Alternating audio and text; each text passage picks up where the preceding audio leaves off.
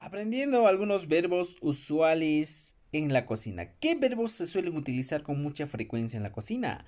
Veamos entonces, aquí tenemos una serie de verbos que vamos a utilizar. ¿Cuáles serían esos verbos usuales de la cocina?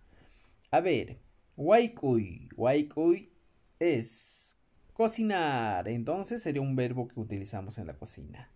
Pujley, jugar. ¿Podemos jugar en la cocina? No creo que podamos hacer esta acción, entonces tachamos.